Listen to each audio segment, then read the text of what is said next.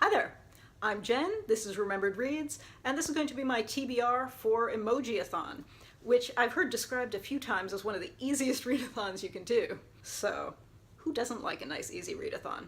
I heard about this originally on the channel of Pages and Pens, and I'll link her video below. And Emojiathon is hosted by Dylan the Reader, Sarah Belk, and Naya Smiles for You, and I'll link to the official Twitter page below as well. So if you haven't heard about this one, it is a group of challenges that are based on emojis.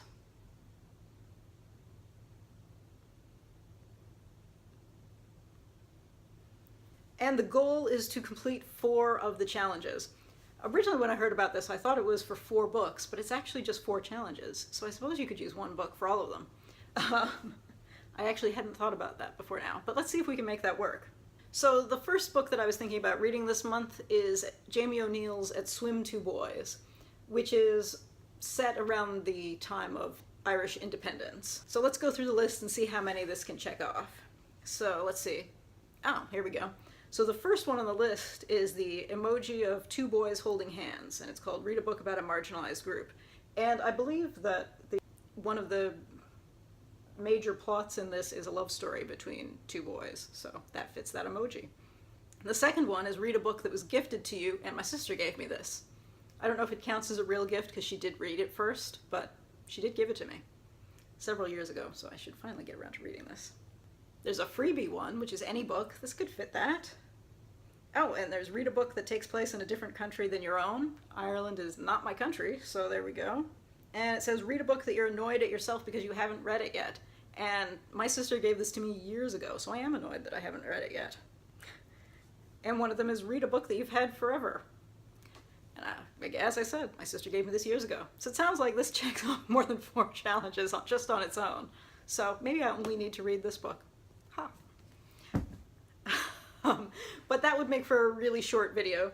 So I will throw in a few others that I was thinking about reading. One of the categories is read a book that features music, so I thought I would read N Equal Music by Vikram Seth.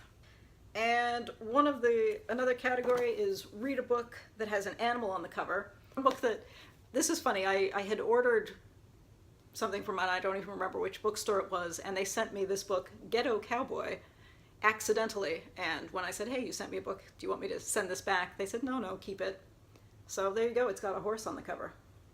I think this is some kind of YA about kids and horses, which, you know, when I was 10, I used to love books about kids and horses, so maybe it'll be warm, fuzzy nostalgia to read that. There's another one that is read a romance/contemporary, and I have this book, How to Keep Rolling After a Fall, which I've talked before that I sometimes am given books by a friend who is a middle school teacher, and because I read faster than she is, she says, can you read this and tell me if it's any good and if I should buy it for my classroom? And this, I believe, is both a contemporary and a romance. So I'm sure I'll probably complain about it when I finish reading it, but there we go.